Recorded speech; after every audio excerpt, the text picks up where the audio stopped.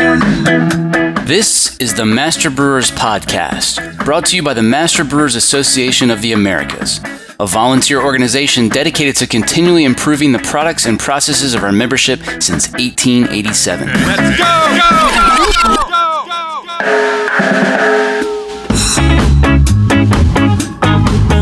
Master Brewers brings you interviews with the industry's best and brightest in brewing science, technology, and operations.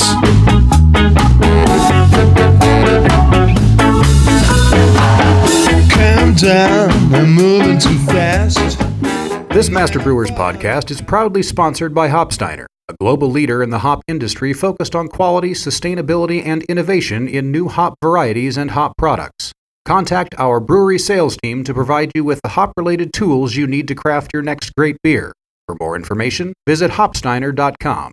Additional support provided by Draft Lab knows that quality and consistency are your brewery's top priorities.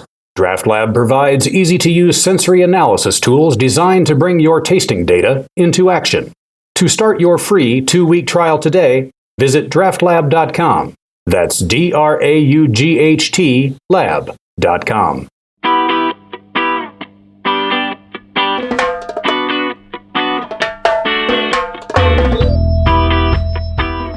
Highest clarity for us to get the lowest sediment and then to get the lowest best dose rates. This week on the show, we're talking about silica sol. My name is Chika Ezeani and I work with Kerry. Chika, let's get some of the terminology out of the way. Colloidal silica, acidified silicates, silicic acid, silica sol, silicon dioxide. This is all the same stuff, right? Yes, they are all the same stuff. Okay, so biofine clear and other acidified silicates fall into the category of finings known as auxiliary finings. Talk about what is meant by the term auxiliary finings. How do they work and what's the intended use?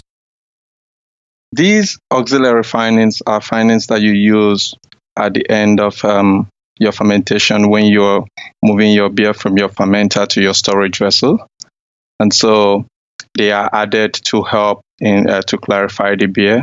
And basically they target all the insolubles you have in beer, talking about the proteins, the polyphenols, and of course your yeast cells. And so these finings form what you call an electrostatic glue to drag down these particles and give you a clarified product. Okay, and they're mainly targeting proteins and then sort of just dragging other things along with the proteins, correct? Yes. They mainly target proteins and they work because of the different charges they have. In this case, these silicates come negatively charged, and then they target the proteins, the positively charged proteins, especially the prolines, and then they form a kind of electrostatic combination because of the different charges, and then it drags it down. Okay, so if salicylic acid is highly reactive with haze-forming protein, does that mean this is the same or a similar reaction to silicate gel, which is widely used in larger breweries? More or less close to the same thing, but this time around, silica gel, you add it en route to the filter, and they have short residence time. But in the case of the silica sol, where biofine clear falls in, you add it to your fermented beer when you've removed your yeast or into your storage vessel, and they have longer residence time. Do you want to talk about how auxiliary finings work in conjunction with primary finings? Primary finings, basically you talk about the isinglass, and isinglass are collagens, and they come in negatively charged, and they target your yeast cells, basically to remove your yeast cells. But the auxiliary finings, which could be the silicates, could be the PVPP, could be in this case biofine clear, which is a colloidal silica sol. They target the other haze-forming substances in your beer, which I said earlier on, such as your proteins and your polyphenols. And in the process of getting these proteins, which are the haze-forming proteins, they drag down your yeast and they sediment and settle out of your product. Just to make it clear here that, like you said, it goes after the haze-active proteins while excluding the foam-active proteins. So the foam-active proteins are left intact, so your foam head remains good, while the haze-forming active proteins are removed. Tell us about storage conditions for silicic acid. How does it need to be stored, and what's the shelf life? The shelf life is 1 year, and it does not require refrigerated transport or storage. It's important that when you're keeping biofine clear, you would ensure that the temperature does not drop to below 5 degrees Celsius or 41 degrees Fahrenheit, because temperatures lower than 5 degrees Celsius will cause it to sediment out and it will not be as effective. So during winter and in transportation, you have to ensure that this product does not freeze. So as much as possible, we advise that you don't allow it to freeze, because silicates, when they freeze, they become less effective and they sediment out. All right.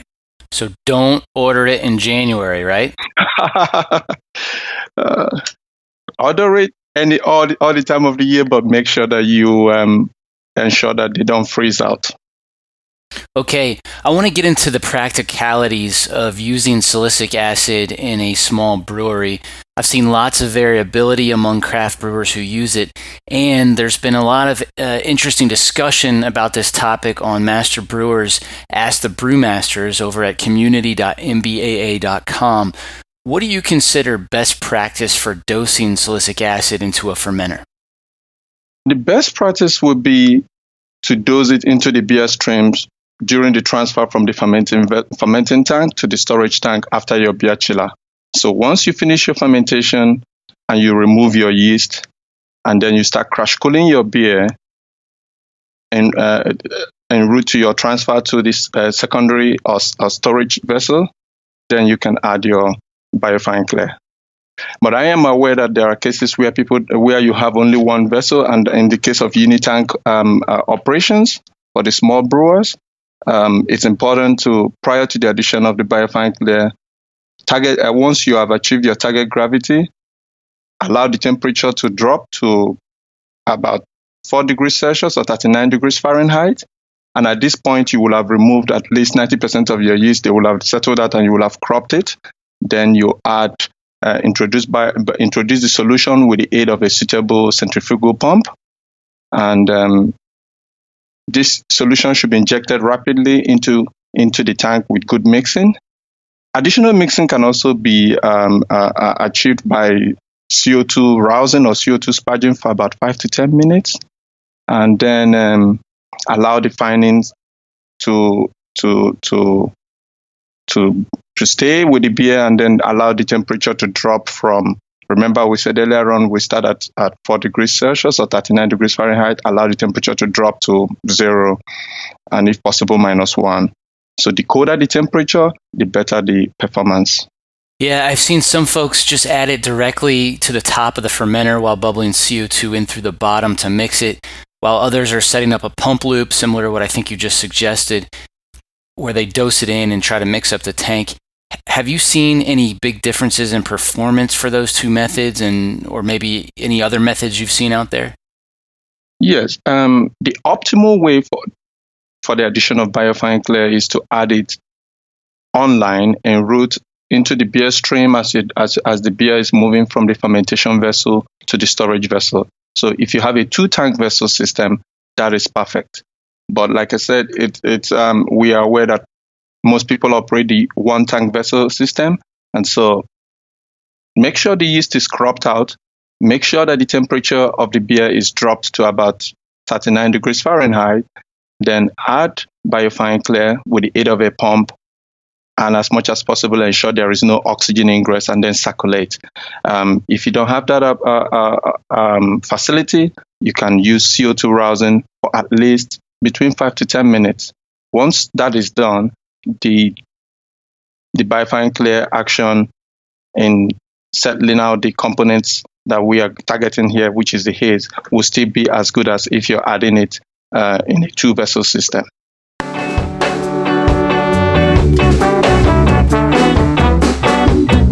Coming up. When silicic acid is overdosed, you would have an additional haze problem. You will also have huge amount of sediment. The sediment will not be compact, and of course, there will be beer losses. I'm John Bryce, and you're listening to the Master Brewers Podcast from the Master Brewers Association of the Americas.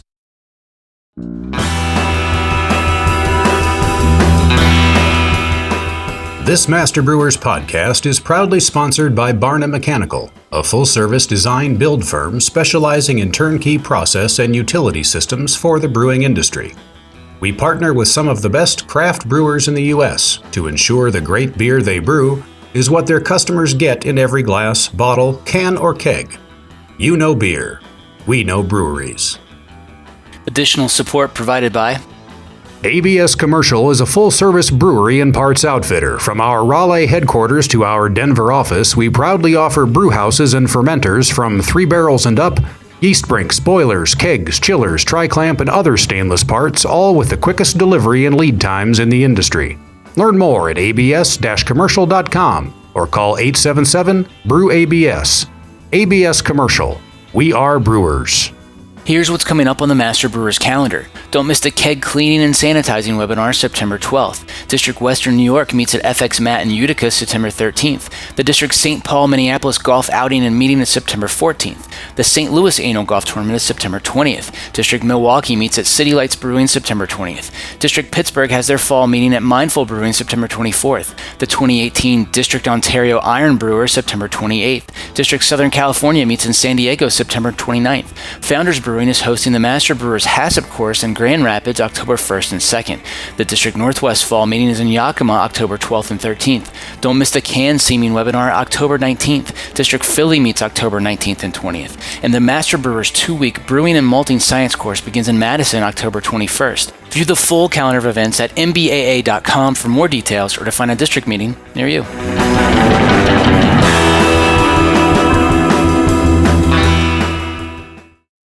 Now back to the show.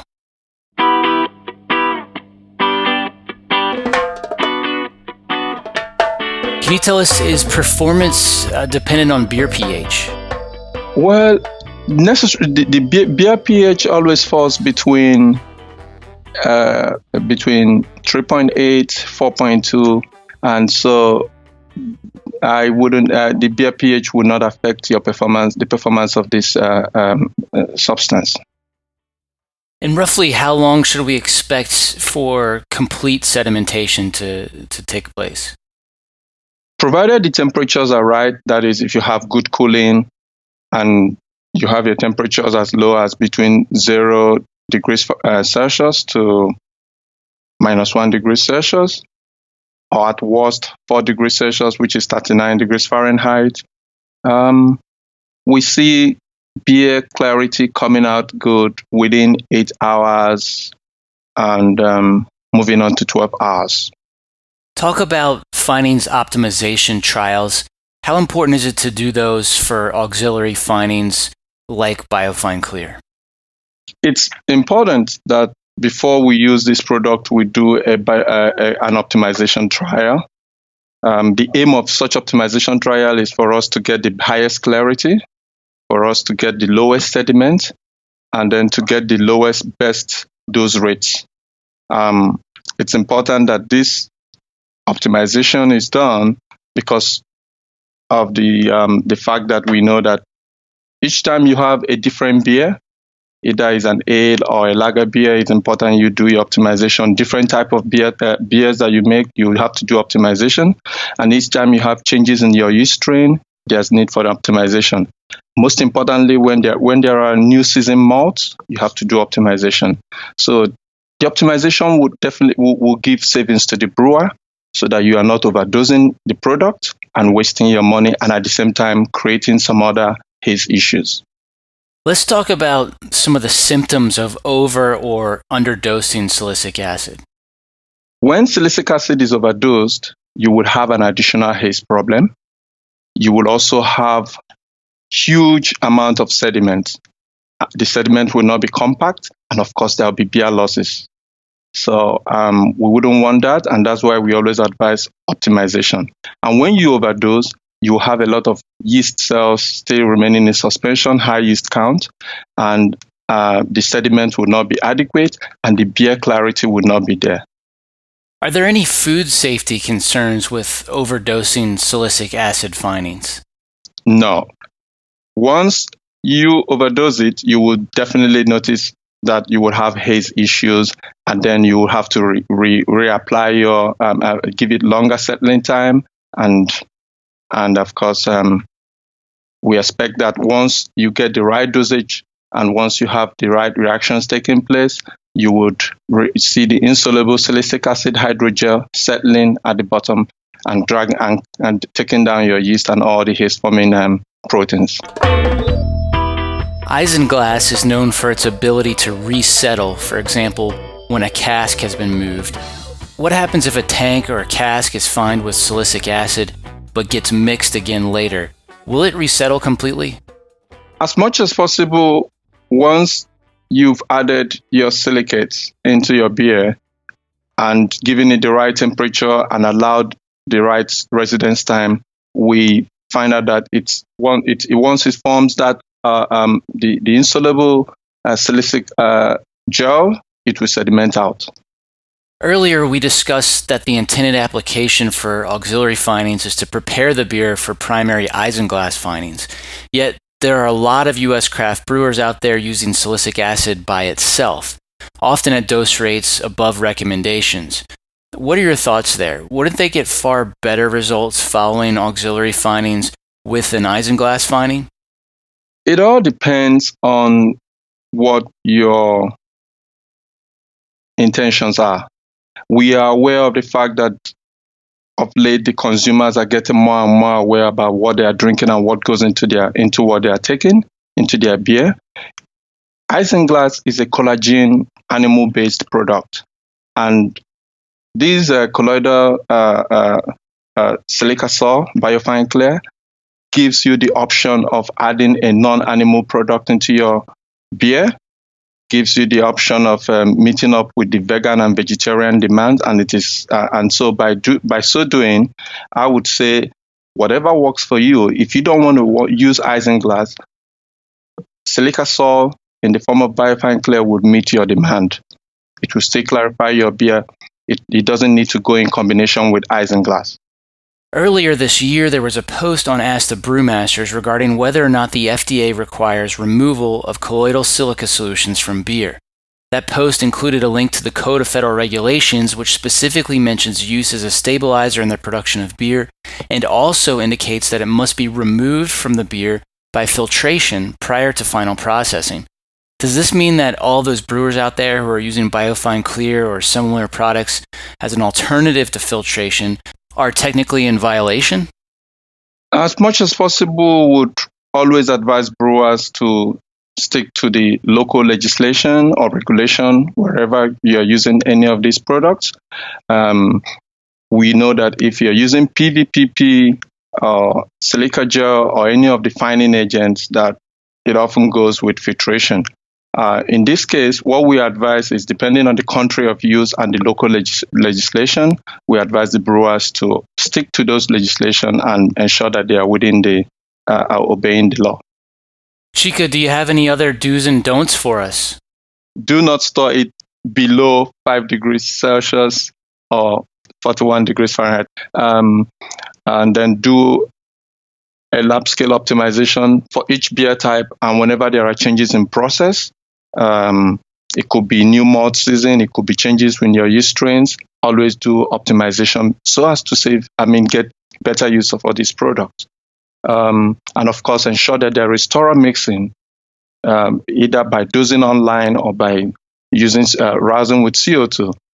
Then try to monitor the sediment volumes post-fining on a regular basis to ensure that you are using it optimally.